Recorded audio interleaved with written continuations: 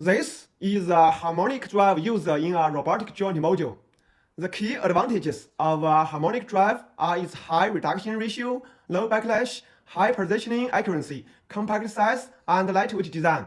These characteristics make it widely used in various small joints of the upper body of humanoid robots.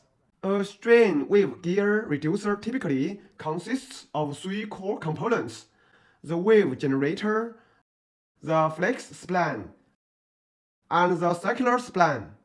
Today, we will focus on how the circular spline should be designed and toleranced.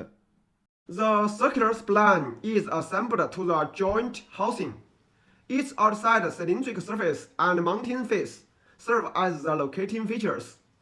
These 12 clearance holes are used for mounting, while the 2 threaded holes are used for removal with jacking screws.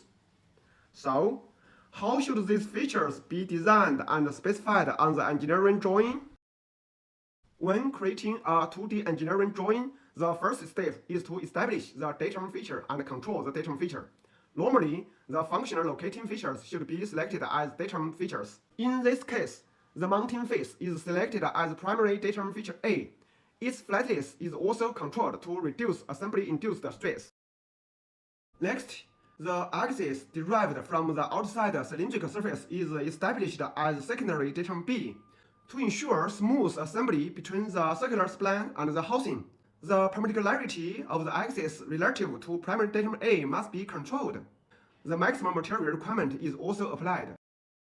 Once the datum reference frame has been established, we can control the 12 mounting clearance holes. Their locations are controlled with a position tolerance relative to datums A and B. However, the tolerance zones are still under constraint and may rotate about datum axis B. Therefore, the 12 holes must be controlled as a feature pattern. The combined zone modifier, CZ, is added to control the relative relationship among all 12 mounting holes. The locations of these 2 threaded jacking holes are not functionally critical, but they still need to be controlled.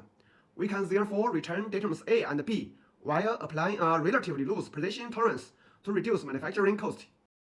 The thickness of the circular spline is not highly critical, but it still needs to be controlled. A surface profile tolerance is sufficient for this feature. However, if a larger component is mounted against this face, a tighter flatness tolerance should be applied to reduce assembly-induced stress.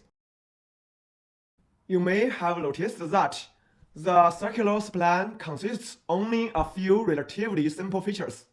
However, accurately controlling these features requires a solid understanding of GD&T principles, including datum establishment and control, maximum material condition, the principles governing patterns of features, and the proper application of geometric tolerances.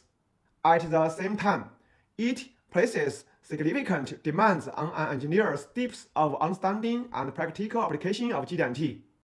Follow me, and let's continue improving together, one step at a time.